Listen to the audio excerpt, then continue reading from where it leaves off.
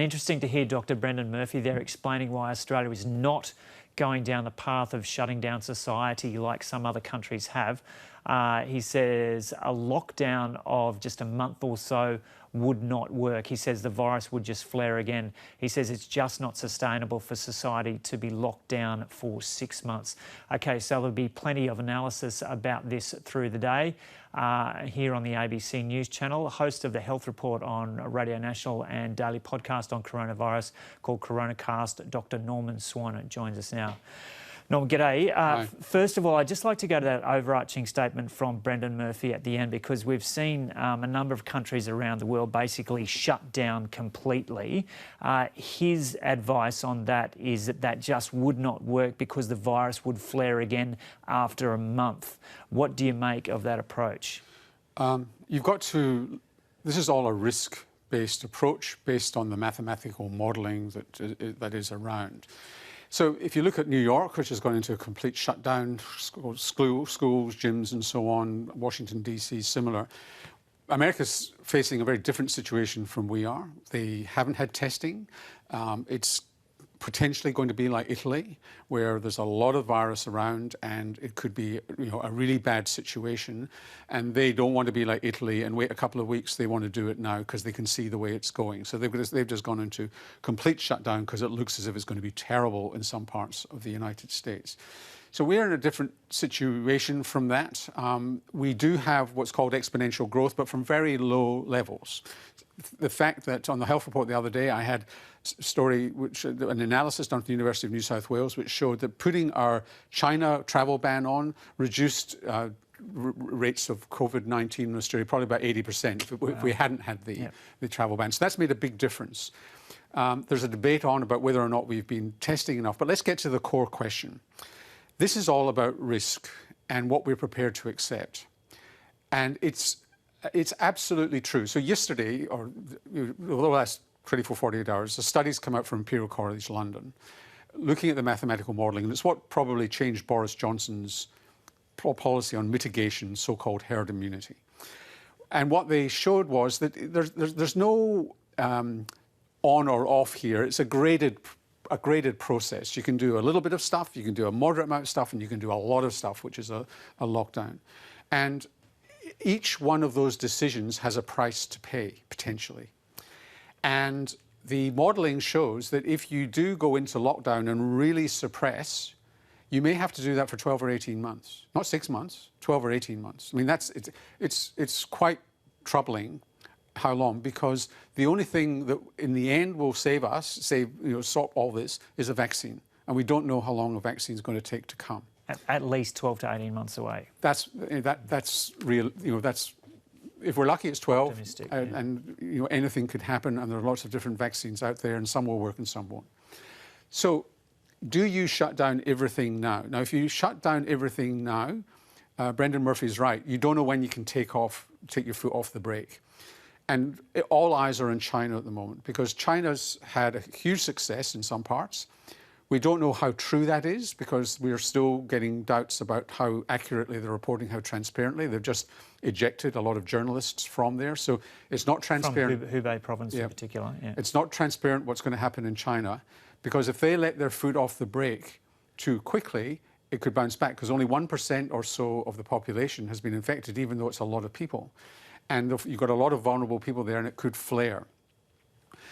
So it's right, when you actually institute these, you've got to... So the risk is, it's a trade-off. Are we prepared to trade off a few more deaths for measures that people are going to find difficult to sustain over a period of time, and that you're going to get a second wave anyway? So it would be ironic if we shut everything down. And I tend to be in the camp where I think you probably should, but I can see the arguments on the other side. You shut everything down, you damage the economy, and then you don't know when to stop.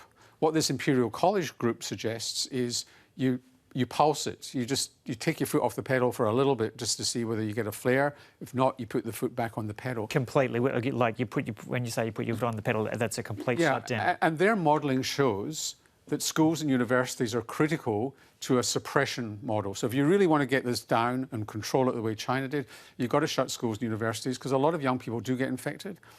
The data from Australia is conflicted on this, but overseas, 30% of infections come from young people. So they don't get terribly ill. Young babies can get a bit ill, but most young people don't get very ill, but they are spreaders. And 30% of infections can come from there. From young people. So they say that any significant suppression strategy has got to include schools and universities. Absolutely right. There are trade-offs for shutting schools and universities, and it is about the workforce. It is about kids roaming the streets or going into shopping centres and so on. It's not an easy decision, but the modelling shows that if you really want to put your foot on the brake, that's what you've got to do. But it's a difficult decision to make. So Australia is taking a relatively moderate approach, you would say, in relation to what the global reaction has been around the world with this that countries are adopting. So you could argue... When you look at the trajectory of what's happened in Australia so far with the number of confirmed cases, we're at about 450 at the moment, I think. With the program outlined as we've seen today, what do you see happening with that trajectory over the coming 6 months or so? If you take, so we're really clamped down on imported cases from overseas, so that's good. We try and isolate people aged over 70, and well, they haven't really gone very far down that track. They have in the United States, but they're trying to protect people in aged care. That's to reduce the mortality rate rather than the infection rate. So that's not going to do anything to the case rate, but it will make a difference to the case fatality rate if you save people's lives in aged care. The question is, will it affect the doubling rate in Australia, which is probably every 4 or 5 days at the moment? So just do the maths. 4 or 5 days from now it'll be 800, then it'll be 1,600, and accumulated. And these cases don't go away. You're infected on it, but for most people are infected for about 3 weeks, and about 20% get quite seriously ill. So it doesn't take long before you start getting into the system. So I suspect that I think that what they're doing is playing, I suspect, I don't know, I'm not privy to the private discussions. They've got Easter coming up, and they're thinking, oh, look, in any event, everybody's going to shut down over Easter. And if you look at the modelling now, we'll accept the numbers that are going to be around about Easter. That'll clamp down, and if we got to, I suspect what we're going to say is, well, they won't come back after Easter, rather than shutting it down now. But the modelling is clear. If you really want to shut down on this, you've got to actually shut schools and universities. But you've got to do it for a long, long time. So these are momentous decisions that have to be made, and they're risk-based. How many, do you let your foot off the pedal? You will get more cases, you will get more deaths. Put it on, you'll get fewer deaths, but we're going to be confined to home, relatively speaking, for a long time. If Australia was to go to the extent of other countries and shut down completely over a longer period, how many lives would be saved compared to what, I know it's very difficult to predict this, but compared to this approach that Australia is deciding to take now? It's very hard to make that calculation. And the modelling from the Imperial College, I haven't done that modelling, and I'm not a modeller, so I can't extrapolate that. But it's a very important question. Now, it's just important to notice that say Singapore, for example, is doing okay with this without shutting down the whole island. But they have got massive communications to people. You get WhatsApp messages twice a day. Your telco sends you messages if you're supposed to be on home isolation.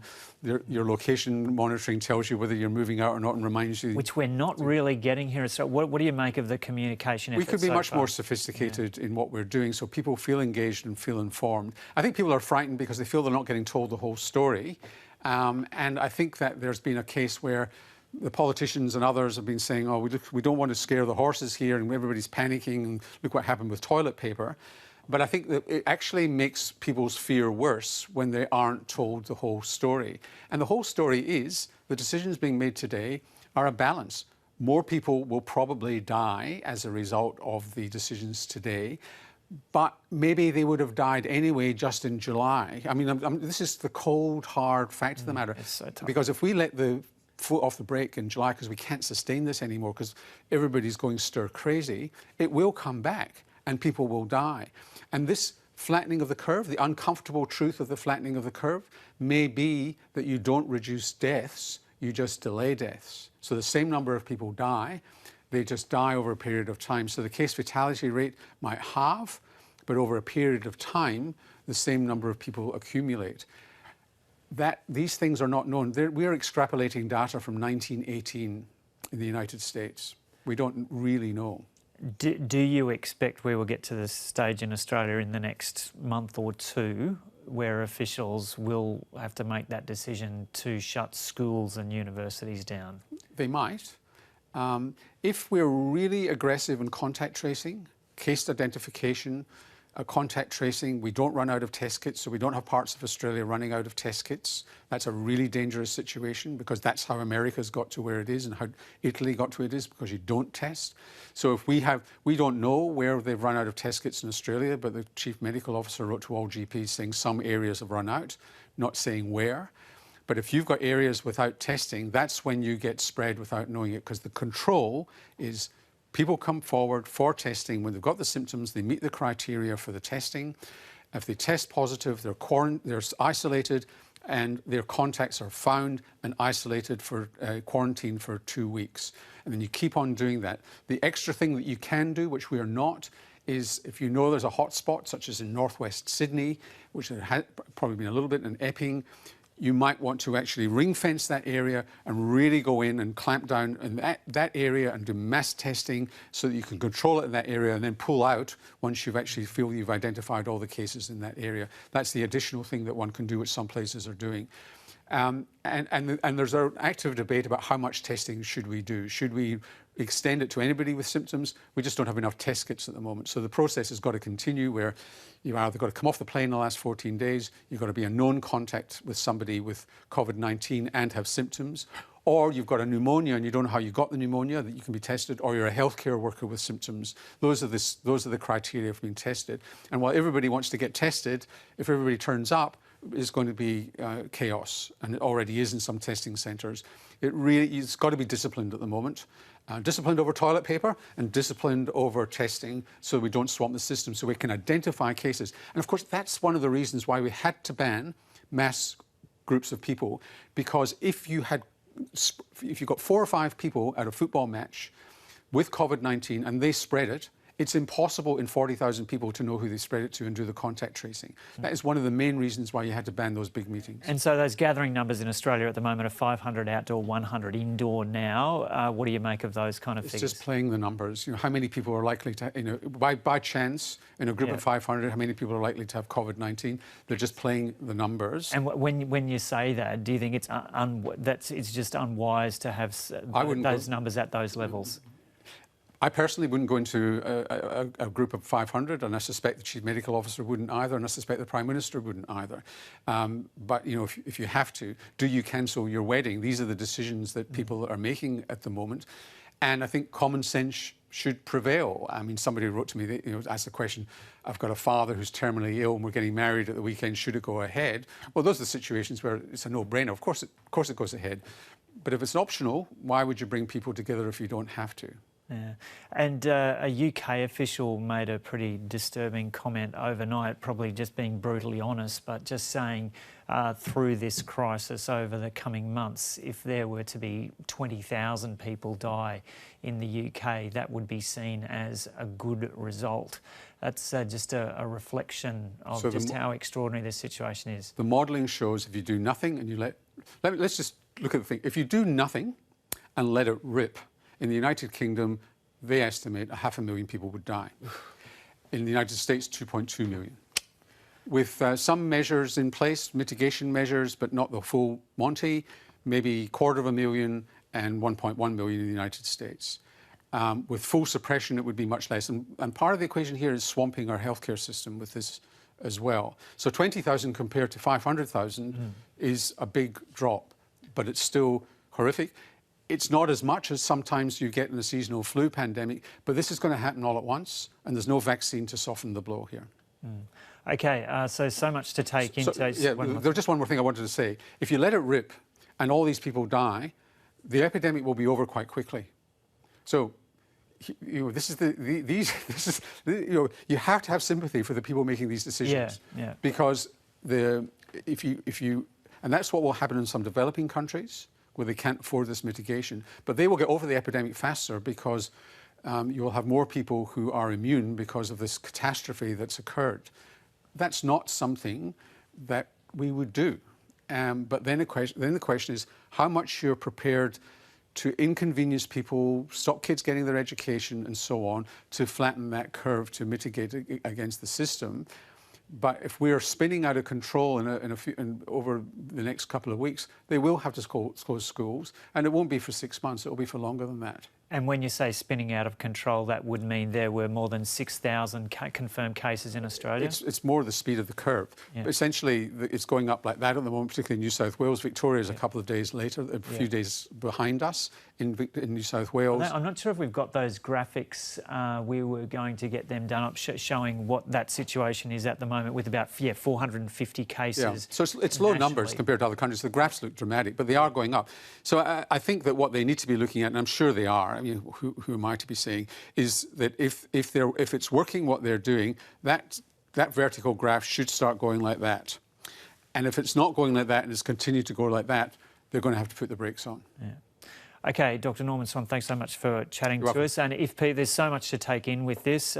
People have been very appreciative of your efforts and guidance with this over the last couple of weeks. If they want more information from you, where's the best place to go? They can go to abc.net.au/coronavirus and ask questions, and we'll try and answer them on the Coronacast.